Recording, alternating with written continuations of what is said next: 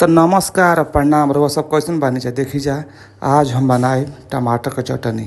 काहे चूँकि गेहूं के चलता कटनी, गेहूं के कटनी में आराम से रोटी आ सब्जी टमाटर के चटनी जाई नु तो खाए में तुरंत से खा के मन लागी गेहूं काटहू में।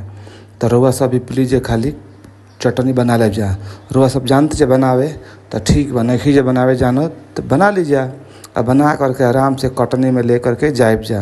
सुबह सुबह चाहिए रउआ सब तो एक चम्मच खा करके, एक अंगुरियों से खा करके पानी पी करके चल जेबे। काहे से कि टमाटर अभी सस्ता हो गइल बा और खेत में कुछ टमाटर को निकलत हटुए। काहे से टमाटर एकदम सूखे लागेला। तो रउआ सब देख ले ऐसे टमाटरवा के प्लीज कहते रउआ सबके हाथ छोड़ के कहतनी चटनी बना लीब जा।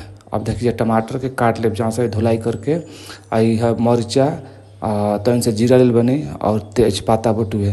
बस एकरा के तन से हमनी के गरम कर ले बा। कढ़ैया में गरम हो जाए तो मतलब पका देवे के बा। गरम हो तो खुशबू हमनी के बढ़ जाई, निमन निमन महके लागी, खूब निमन महकी चटनी के बेर पूछी मत। ज़्यादा तन से गरम करे के बा। देखिए हाथ से चलाओ तनी रोज कहब जाए कि कहने जलावे के बटो जलावे के नहीं तन से गरम करे के बा। गरम गरम गरम हो गल तो निकाल लीजिए।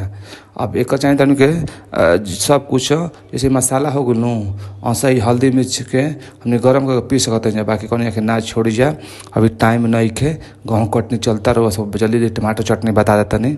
तो यही तरी रहो सब डाल के हल्दी मिर्चिया और धनिया के गरम कर ले जा धीरे धीरे। ऐसा ही तनी से गरम करब जा, गरम वो निकाल ले जा आराम से। घर के सरसों का तेल बटुए पेरा के ले रही काल हुए हम तो एक डाल करके यही तरी रुआ सब घुचू घुचू चला देव जा।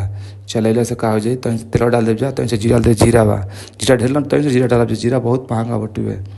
तो एकरा के यही तो जीरा डाल करके रुआ सब चला लीजिए। जीरा डाल गुलूँ कटाल का टमाटरवा के और डाले के बाद धीरे धीरे सब अभी का हो जाई एक अलग खुशबू हो जाई। हो जो भूंज के रख ले अलग खुशबू, एकर अलग खुशबू खाए में इतना मजा आई नु कि पूछी जा मत। आ टमाटर देसी टमाटर ले जा, बाजारी में जा करके देखब जा छोटका छोटका टमाटर लाल लाल पाकल पाकल नु उहे ले जा, उहे सही रहेला। ना तो बाका बाका टमाटर मिले तो पानी नहीं खे रहत, उ बाहरी टमाटर रह उ हाईब्रिड खा लटुए उ टमाटर ना देसी वाला।